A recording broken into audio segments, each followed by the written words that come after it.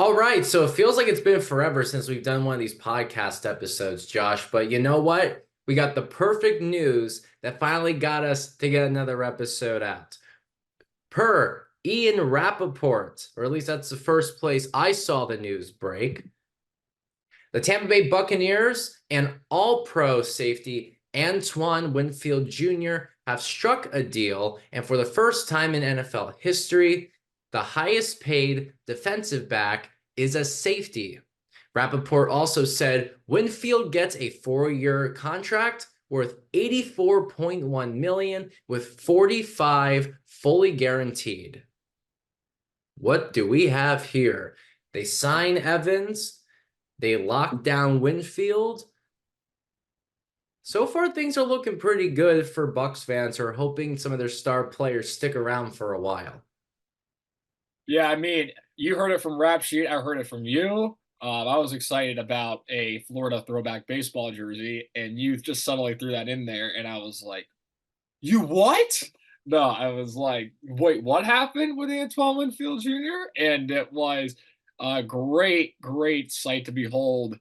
Uh, I think this was a great deal on both sides. Antoine Winfield Jr. to me is the best safety in the league. So it only makes sense that for the first time ever, a safety is the highest paid defensive back. And Antoine Winfield Jr. is worth every penny of this contract. Well done to the Tampa Bay Buccaneers front office for making this work. And I just can't wait to see what's next in store for what has already been such a phenomenal start to a young career for Antoine Winfield that has a Super Bowl to his name and a number of big time plays. But Harrison, to me, why he's the best safety in the league. I mean, he shows up in every part of the stat sheet. He's somebody that doesn't just, make plays in the secondary. He gets to the quarterback. He forces turnovers, sacks, gets recovers fumbles, scores. I mean, he does it all. And we look at the way this Bucks defense has been constructed over the past few years. Obviously, for the better part of a decade, the leader in this defense has been Levante David, and he is still a member of this team, and he is still one of the biggest captains that we've ever had, and rightfully so. But you look at this contract for Antoine Winfield Jr., 4-year deal. Levante David is probably not going to be a part of the Tampa Bay Buccaneers in 4 years. So this is a good way to kind of signal and start the passing of the torch of leadership, if you will. Antoine Winfield Jr. has been in a locker room full of leaders, and I think that will be something for him that he will be able to pick up on throughout this next contract that he has. And I fully expect that he will be the new leader of this team for the foreseeable future. And I'm glad you emphasized the fact that it's more of a passing of the torch kind of mindset when you mention Levante David, because remember, it's not something where like the Bucks are just not going to be interested in having him very long. They do. It's just a reality that David's getting older. He's been around for people don't realize sometimes he's been around for a long time now, more than a decade. So at some point you have to get ready to set up the next generation of leadership. And no one has proved that more than Antoine Winfield. They've definitely shown their priorities for who they want to keep by letting Devin White go to Philadelphia. And I think most Bucks fans are very happy with that decision, especially how things have gone the last couple of years since the Super Bowl. So a lot to look forward to as this defense gets younger, starts to reshape. They got another linebacker in the draft as well. Things are getting pretty interesting, or at least let me not say it's getting interesting. The Bucks are keeping it interesting on the defensive side of the ball.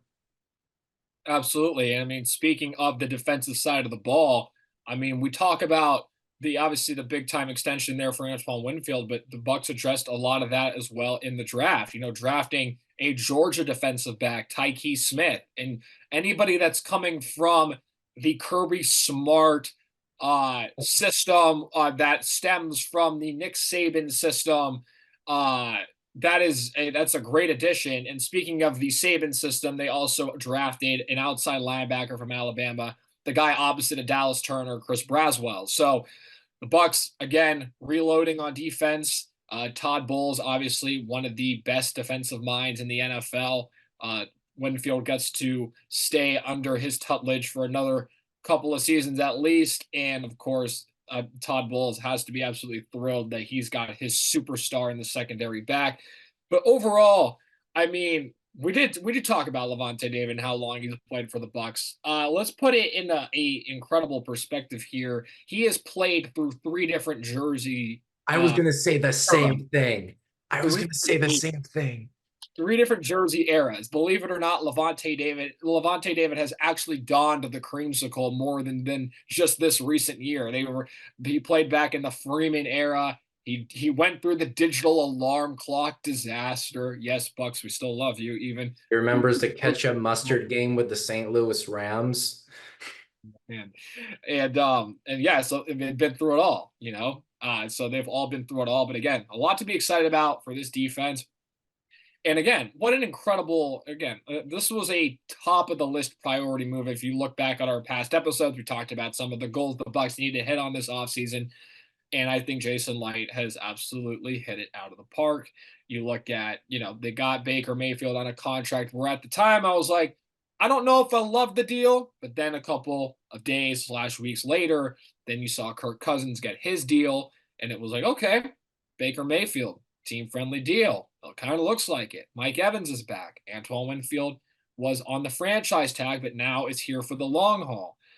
I guess the next move is Tristan Wirfs, right? Same draft class, first round pick. He's gonna get whoever ends up getting, he's going to get a massive deal, even bigger than what Antoine Winfield Jr. got. And Winfield Jr. reset the DB market because Tristan Wirfs is a left tackle. He is going to get a haul of his own. It's just a matter of time of when, hopefully not if, but when the Bucks can make that work as well. Because like Winfield being one of the best at his position, Wirfs is also one of the best at his position. Absolutely. And you mentioned the quarterback situation.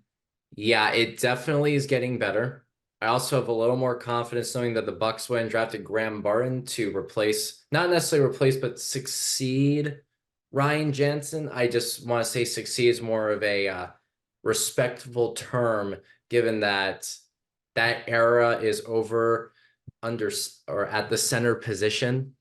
So you get extra support for Mayfield. Doesn't have to scramble as much. He gets his main wide receiver back. They picked up another wide receiver in the draft. The only thing, speaking of the defensive back position, the only thing I was hoping the Bucks would draft, and they didn't. Not saying I'm not complaining with some of the other positional picks, but would it kill this team to draft a cornerback at some point?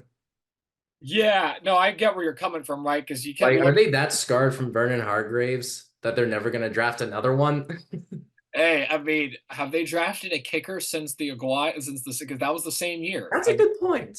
Have they Good drafted point. That it? was a scarring year. That was one of the all-time worst drafts I think any team could ever have put out, because you took Vernon Hargraves and he was undersized coming into the league. A lot of teams knew that, but he did have a stellar campaign at Florida. And then you had second round pick Noah Spence, who was originally an Ohio State edge rusher. I believe went over to, I think, Western Kentucky or was a school somewhere along those lines. He didn't pan out, and then they traded back up into the second round to take Florida State kicker Roberto Aguayo. Overall, just a tough draft, the one that you're referencing. But back to your point about, were they ever going to take a corner?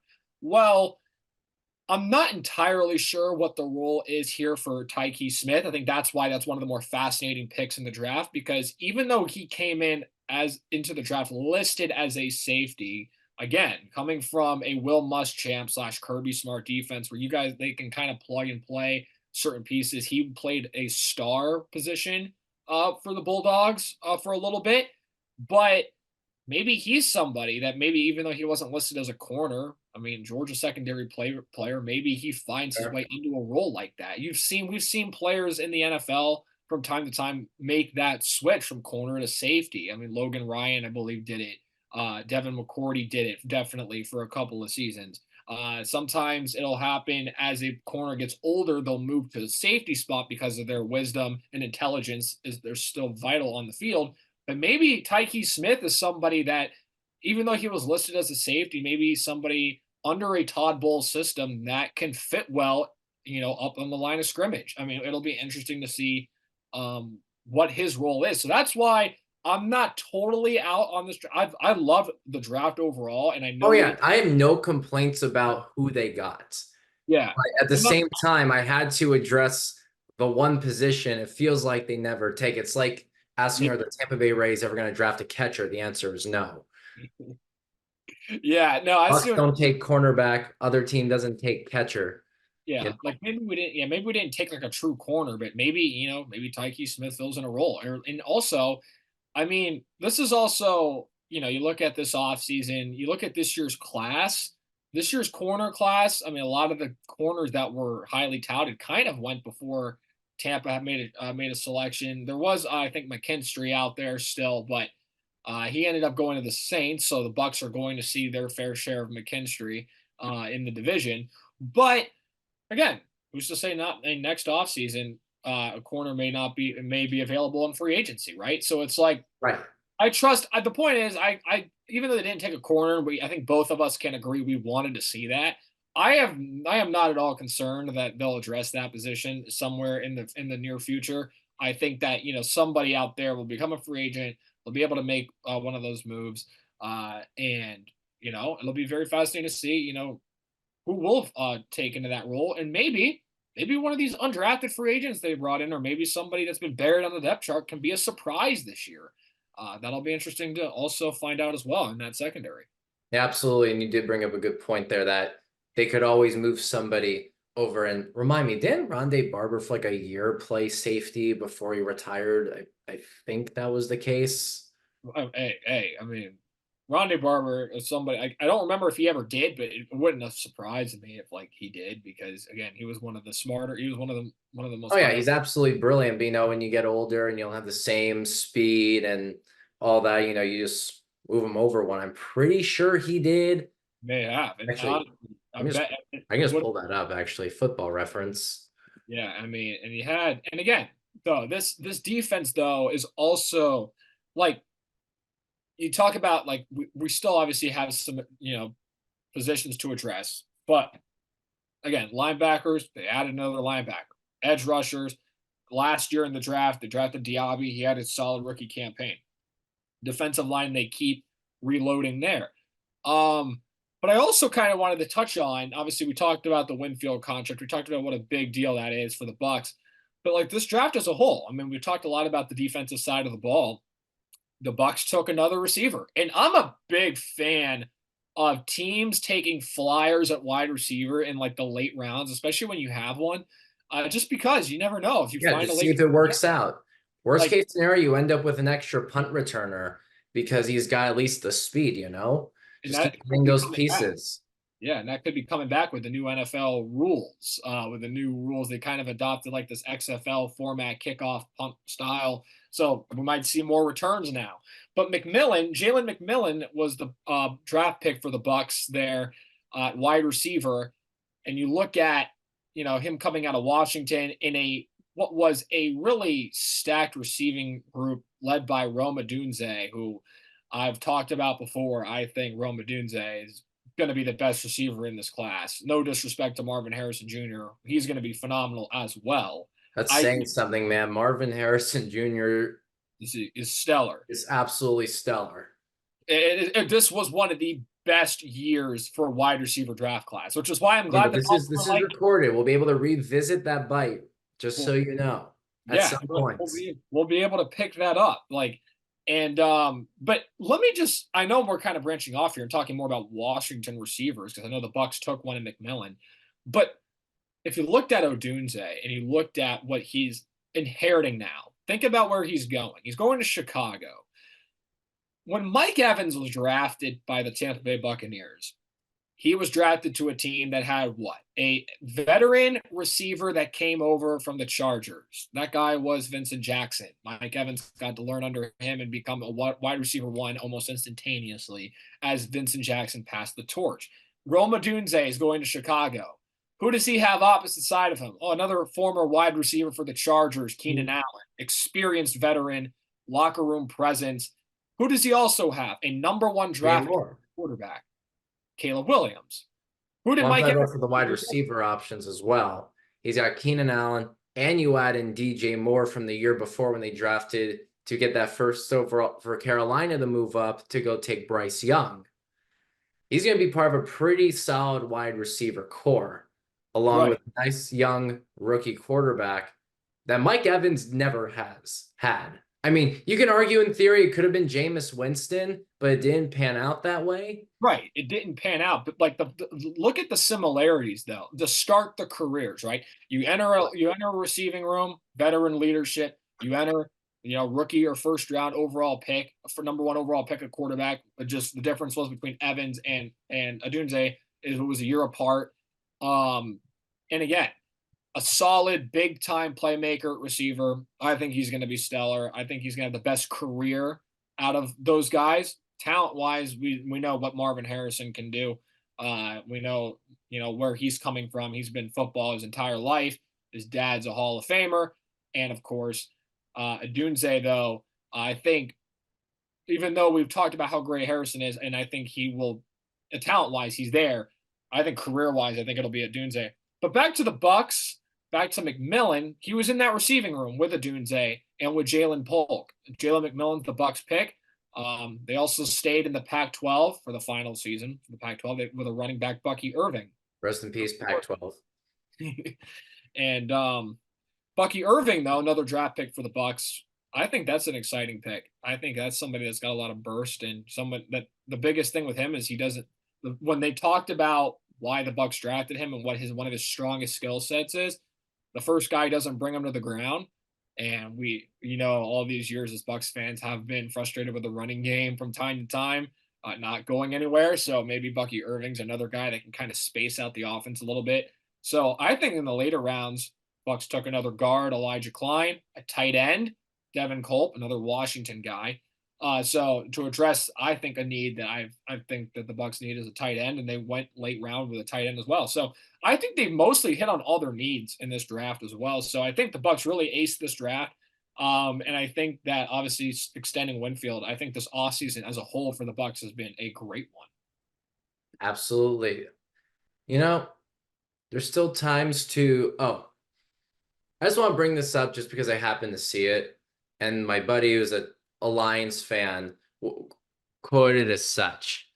Jared Goff got jealous of Antoine Winfield, so he signed a 4-year, $212 million extension.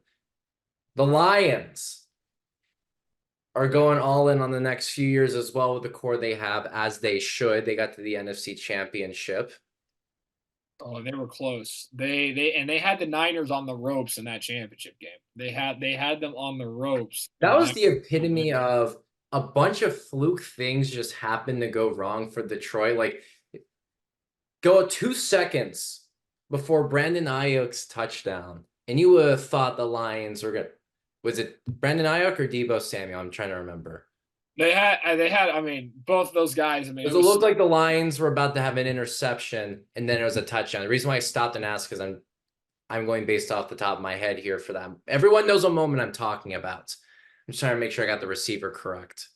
Right. No, I was out shoveling snow, I think, when that play happened. So that was I remember he texted me, what happened? I said, buddy, I don't know how to describe besides I just watched a bunch of everything that could have gone wrong. Some football god got pissed at Detroit's. They're like, wait a minute, Detroit Super Bowl? No, but I mean, I know we've digressed a little bit here on going from the Bucks to the Lions, and again another team. We go all over the place in this podcast, man. That's how we keep the flow going. Speaking of all over the place, Harrison, what are you doing at Raymond James Stadium today? I mean, was there a game that I didn't get the memo? Yeah, didn't you know there's like mid-May football league now, and are we winning? as you can tell, as my hand starts to get all Danny Phantom ghosty, that I am a fly on the wall for this one day only league. Nice. One day only league. I mean, Yes. everyone showed out. I did not get the invitation of that. I Well, am. in your defense, they didn't think you'd make it down there from Bristol, Connecticut. Oh, Had they known you would have hopped a red eye for this game, maybe some arrangements could have been made. of course, for sure. Well, I But mean, we all know you're sitting and waiting for the Hartford Whalers to return. So you have hockey and you have NHL in your backyard. I don't want to disrespect the Wolfpack like that. But so the NHL is back in your backyard. That's why you couldn't make it. You're sitting and holding down the fort for that. on the side note, the Connecticut Sun are opening their WNBA season against none other than the Indiana Fever with Caitlin Clark. So Ooh. we got that. Man, that's going to be, I think, like, and I know, like, that's going to be a stellar. It's going to be the biggest year yet for that league, and it's going to be really cool to see that league continue to grow. I mean, this Yeah, is this is a chance to see if they finally found their Magic Johnson, Larry Bird scenario where everyone just tunes in because they want to see the specific people. And then it grows from there. And after that, the WNBA finds their Michael Jordan equivalent and it absolutely explodes. speaking, yeah, absolutely. And it's funny that you brought up the Magic Bird comp because that was One actually big inspiration from your point of view on a lot of these things. but it's funny that you brought up that because that was something that was like a number of other people have actually brought up, like this debut for Caitlin Clark has that Magic Bird debut feel to it, which would be really cool. And since we're on the topic of basketball, in other news in basketball, the NBA draft lottery happened yesterday, and something that had never happened in the lottery ever, uh, in the modern lottery or ever happened yesterday. The Atlanta Hawks, they had like a 3% chance, not the lowest odds ever to get the number one pick, but they moved up 10 spots in the lottery Still to get pretty the number one. significant in the history of the draft lottery. That does not happen very often. If this happened last year in the Wembanyama draft, that would have been a story. It's like the most like Hawks thing ever that they like almost defy all odds and get the number one pick in a draft. That's like, well, you got the number one pick in this draft. Like, congrats, I guess. It's not like you stole a generational talent out from underneath well, I'd say like the Detroit Pistons or something, but the joke is they move back down every year, no matter what they do. Man, they Besides, Kate Cunningham, but you get my point. yeah, they got fifth in the draft this lottery this year, and they were the worst team with the Wizards. The Wizards got at least the second pick. They're sitting at Detroit sitting at 5. Yeah, so not a great year for them draft lottery wise, but at least if there's any consolation, they're not missing out on much. So it'll be interesting to see how that unfolds as well. Well, the consolation for the Troy is that the Lions are good and the Tigers are looking a little bit better these days, and so are the Red Wings. So they have their alternatives.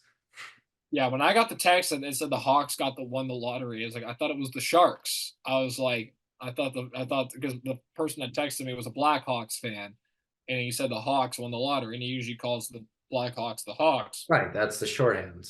Yeah, and I thought, no, it was the Sharks won the lottery, and not ever even considering that there would ever have been a chance the Atlanta Hawks, who were in the Right, play, which makes sense because the were in the Blackhawks were like the year before with Bedard, were near the bottom of the standings. yeah, yeah. I mean, crazy stuff, crazy stuff. I mean, that to me is one of the craziest stories. Obviously, it's like a non-story this year because again, I mean, the number one pick it could be another 7 foot guy overseas. I like Rob Dillingham to be one of the better players in this class. I don't think he's going to go number one. It looks like the mocks say he's going to go to San Antonio, and I think that would be a really fun combo between Wembanyama and Rob Dillingham. I think that'd be a good fit. They should take Walter Clayton Jr. They should not, because Walter Clayton Jr. should return to Florida next year with this new cast of players that Todd Golden is bringing in, headlined by Elijah Martin, a Florida Atlantic transfer. If they, Harrison, I know we're pivoting now over to Gator basketball, but if Our fifth pivot the last like 6 minutes. this is what we do, this is what we do. If we get Walter Clayton back with Elijah Martin, that's a better backcourt than Walter Clayton and Zion Pullen. And Pullen was a stud player for the Gators. He was a very solid guard with tons of experience that Florida desperately needed last year. and he was a big reason why Florida made that jump from being a dysfunctional, terrible team to a team that was on the cusp of something special. If It, they bring back Clayton with Elijah Martin, this guy from Florida Atlantic who has that tournament experience, who's made it to a Final Four, who is an incredible scorer, this will be the best backcourt I think I've seen Florida have since probably the Final Four team in 2014. I think it's got that potential. if they can also figure out how to play defense in a tournament game, and maybe the refs don't lose their minds on Florida, then maybe also they could go deeper into this tournament. Yeah, Because let's not forget, this team still scored 100 points. They just happened to give up 102. yeah, and we will definitely. There's But higher expectations for this Gator basketball team. I have high expectations for this team as well. But we're all just happy right now, though. At least there's no longer debating if they'll make the tournament. We know they will. It just comes down to now where in the tournament. Like, yeah, should the standard for this upcoming year be the Sweet 16? standard. Should that be the baseline expectation?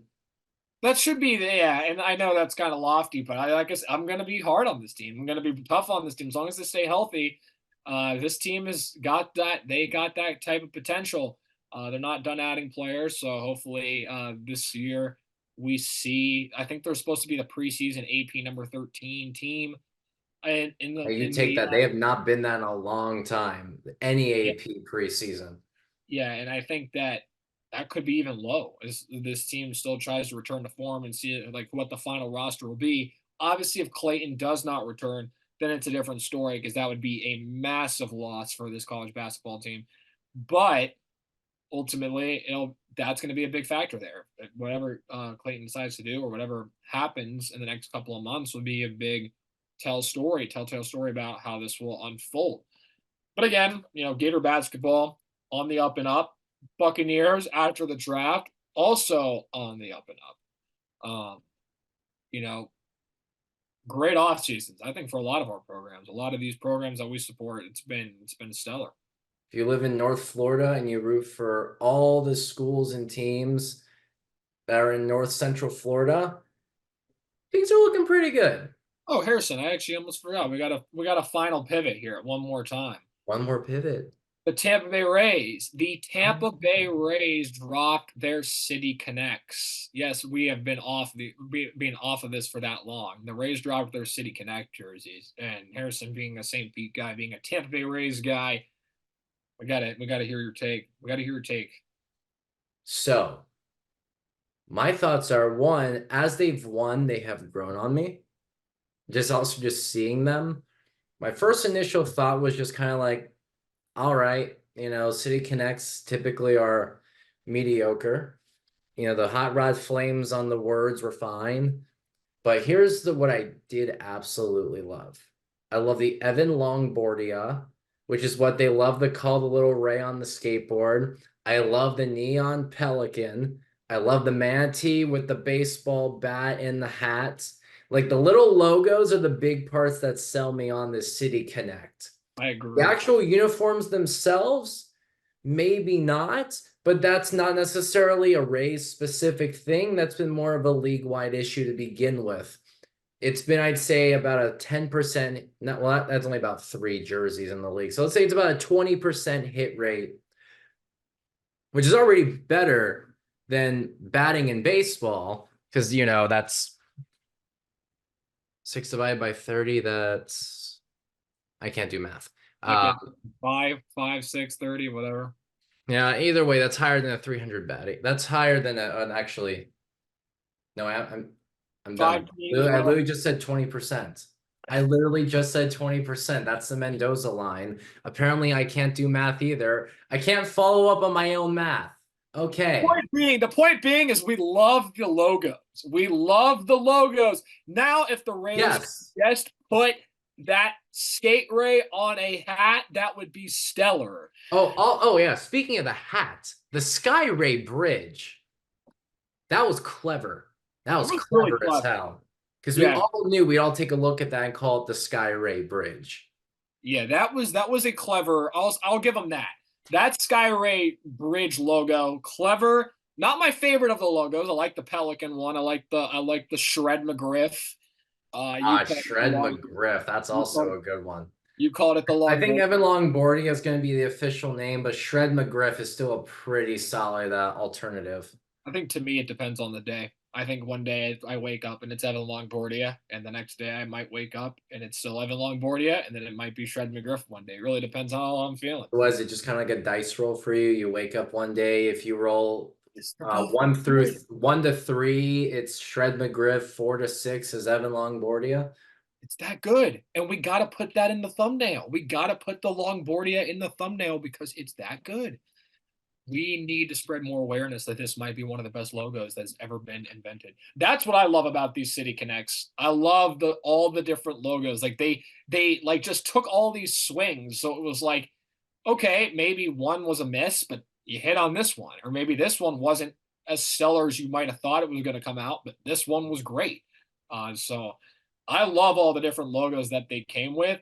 The jerseys themselves have kind of grown on me a little bit. And as far as the standard of the jerseys in the City Connect for the MLB, the bar is already low, so those aren't. It's not a bottom tier Oh, Connect jersey, by the way. I put it somewhere in the middle, I agree.